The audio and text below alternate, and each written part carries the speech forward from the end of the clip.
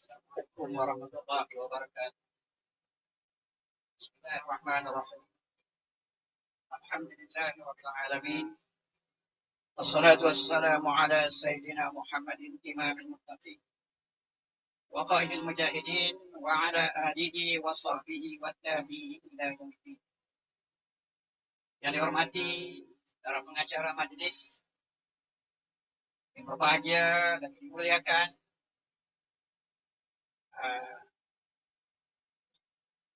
ahli Dewan Undangan Negeri Gunung Semanggul, Merangkap, Surujaya, Pas, Negeri Perak, Darul Dewan, yang berbahagia Ketua Penerangan Dewan Pemuda Pas Negeri Kedah Darul Aman, yang dihormati Saudara Alvin Darfal, pengusi NGO Pembela Negeri Pulau Pinang, berbahagia Saudara Hamzah, NGO Putra Perkasa, yang hadir bersama-sama kita pada malam ini, tuan-tuan guru, tuan-tuan imam, ahli-ahli datang kuasa, ahli-ahli dan penyokong-penyokong Pakatan Harapan, dan ahli-ahli penyokong-penyokong parti yang berseteru dengan kita. Ada pimpinan mereka menolak kita, tapi ahli mereka ramai yang menyebelahi. Dan dihormati tuan-tuan guru, tuan-tuan imam, ahli jabatan kuasa tarikh, pasukan polis yang tidak beruniform dan beruniform, hadirin dan hadirat muslimin dan muslimat yang dihormati sekalian. Kita bersyukur pada Allah Subhanahu wa Ta'ala karena pada malam yang penuh keberkatan ini kita semua dapat hadir di dalam suatu program, yaitu Melayu Berdaulat. Program yang pada malam ini adalah untuk mengunjungi semangat perjuangan kepada seluruh umat Islam dan bangsa Melayu. Yang mana kita lihat di akhir-akhir ini, umat Islam dan bangsa Melayu seolah-olah merempak di tanah air sendiri, melukut di tepi kantang. Mereka tidak, suara-suara mereka tidak dihiraukan oleh berbagai masalah yang menimpa umat Islam dan bangsa Melayu khususnya.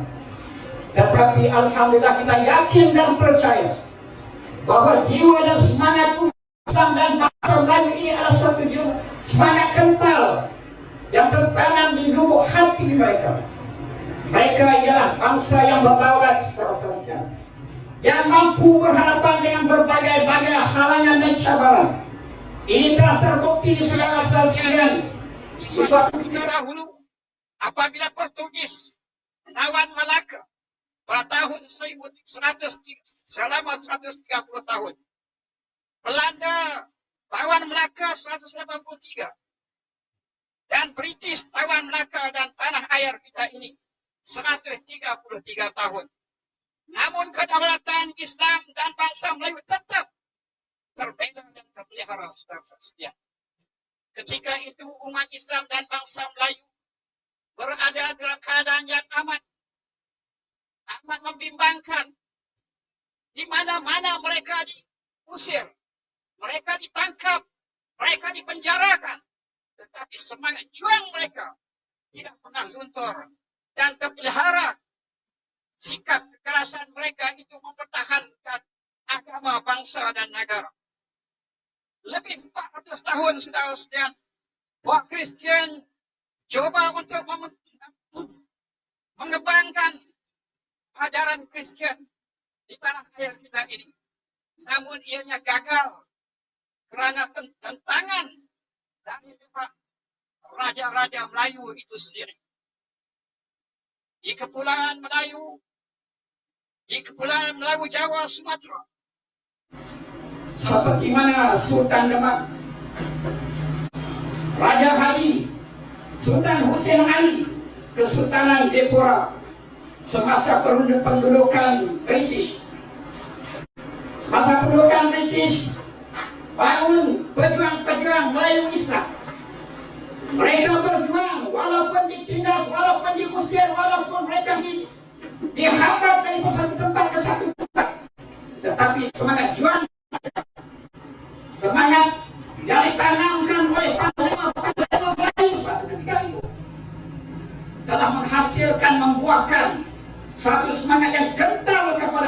pejuang umat Islam dan bangsa Melayu ini.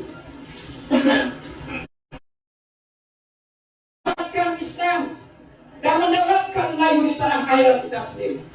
Seperti mana Allah yarham Dul Said, Datuk Gajah, Tuk Janggut Mat Kilau, Datuk Maharaja Dea, Tuk Muhammad Haji Abdul Rahman Limbung, dan juga banyak lagi mereka-mereka yang pejuang Islam ini.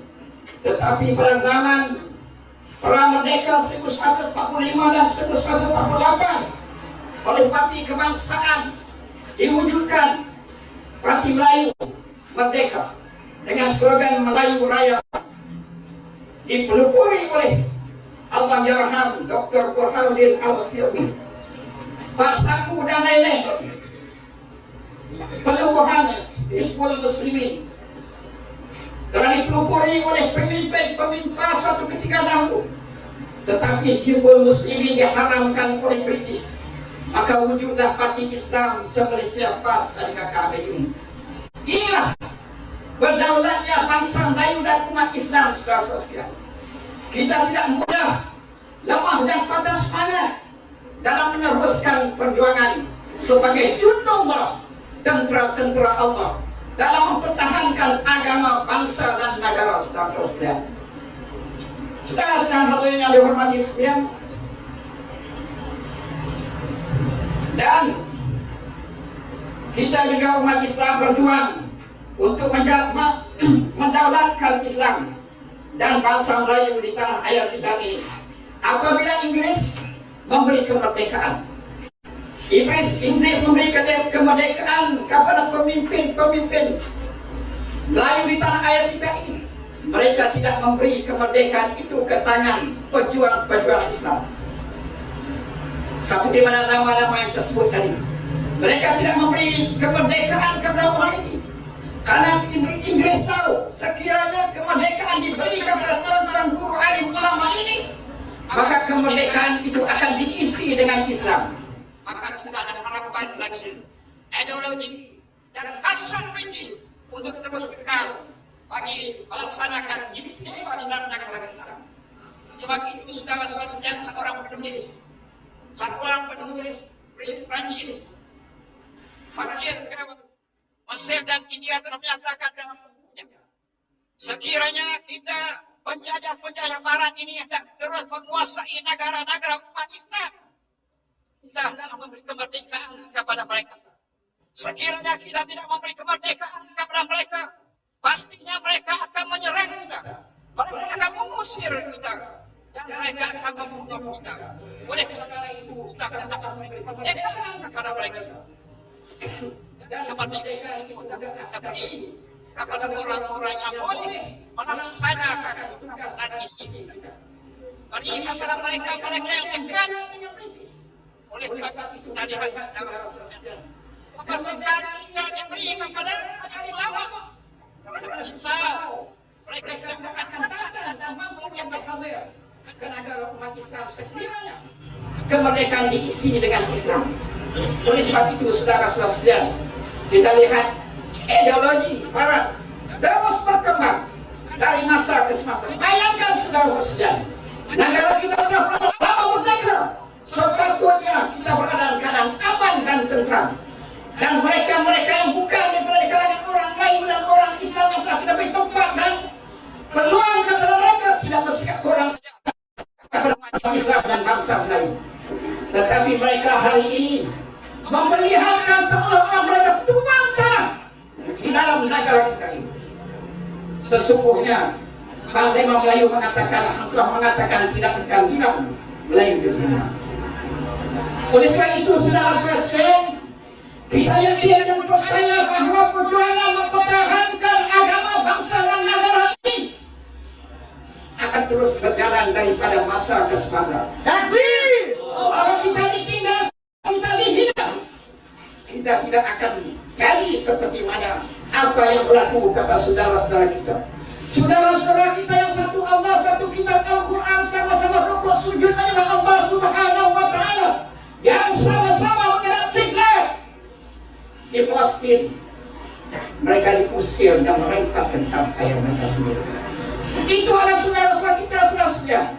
Dan harus kita jadikan sebagai pengalaman panduan kepada kita, agar ia tidak berulang di dalam negara kita.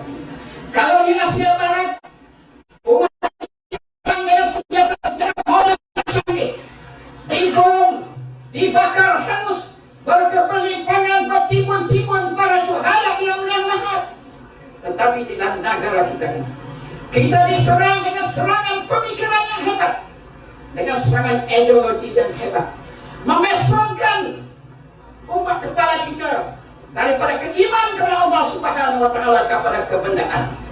Oleh sebab itu, saudara-saudara sekalian, kita lihat bagaimana tahun 1965 Singapura telah keluar daripada Malaysia.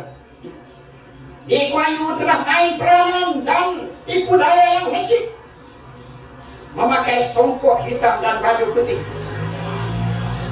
turun ke tengah-tengah masyarakat untuk menarik sokongan umat Islam dan bangsa Melayu kepadanya. Dan berkepit dari rumah ke rumah, dari kampung ke kampung, dengan dibawa, dieskort oleh orang-orang Melayu Singapura. Pilihan raya dalam tahun 1955 di Kuan Yew menang besar, saudara-saudara. Lalu dia melantik di kalangan orang-orang Melayu juga sebagai menteri-menteri kabinet, dan melantik di kalangan orang Melayu menjadi presiden di Singapura itu sendiri.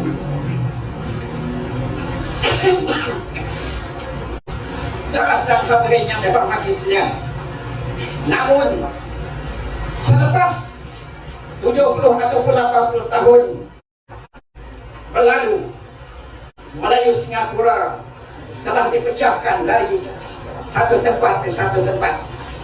Mereka menjadi kaum minoritas di dalam Dewan.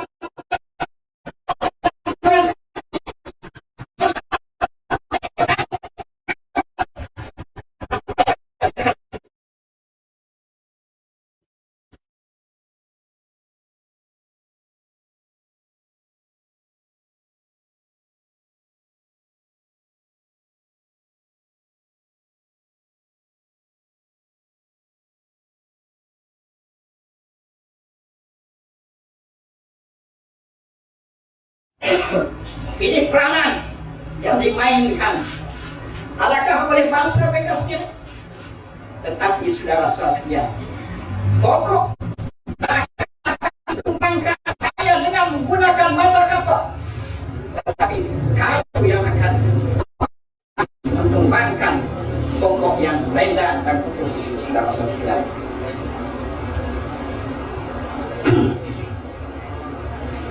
Sedang hadirin yang dihormati sekalian, apabila berlaku semikian rupa di Singapura, apakah maka kedaulatan Islam dan Melayu itu sudah tidak dapat dipertahankan lagi? Menakutkan macam mana, saudara? Kita menjadi suara yang banyak. Negara itu dipunyai oleh umat yang dinamakan Pulau Termasik. Tapi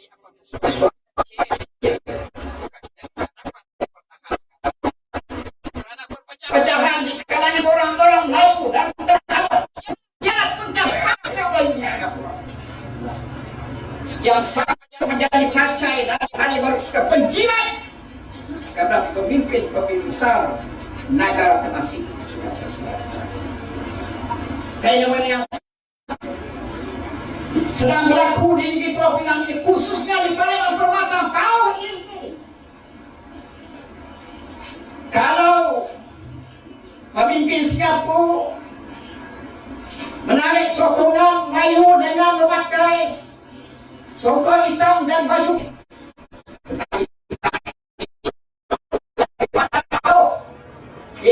di Kuan Yew 3.0 turun dengan bersamping, bersongkok, baju Melayu, dan dibawa oleh penjilat-penjilat di Permata Pau ini sendiri, memperkenalkan orang ini di tengah-tengah masyarakat umat Islam dan memberi ilmu sokongan kepada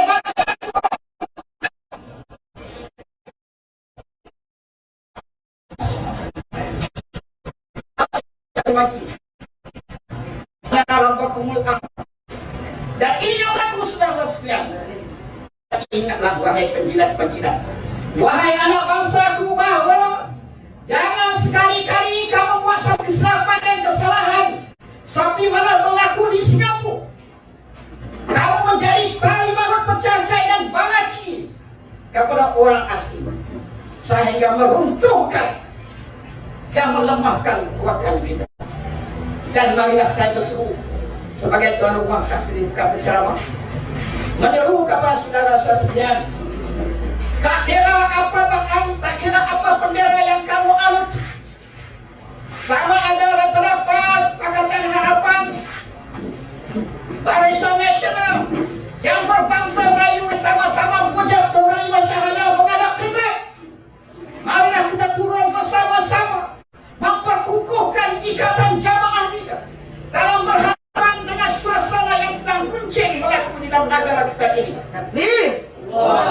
Saudara sedang hadirin yang dihormati, saya menyeru sekali lagi, tanpa mengira adukan politik, marilah kita bersama-sama berusaha mendaulatkan umat Islam bangsa Melayu sebagai benteng mempertahankan kaum keluarga kita, anak cucu kita pada masa yang akan datang daripada tanah air kita ini terlepas daripada genggaman kita. Inilah pusaka peninggalan datuk nenek moyang kita, saudara-saudara sekalian. Oleh karena itu, tanpa ada penyatuan dan perpaduan, kita akan lemah dan kita mudah ditindas oleh orang-orang yang bermusuh dengan kita. Maka marilah sama-sama saudara sekalian kita berusaha ke arah itu. Mudah-mudahan kita akan mencapai satu kekuatan yang hebat dalam menepangi apa-apa saja perkara yang boleh merosakkan negara peninggalan datuk nenek moyang kita ini. Wallahu a'lam. Wabillahi taufiq wal hidayah. Assalamualaikum warahmatullahi wabarakatuh. Takbir. Masih bicara dengan Tuan Haji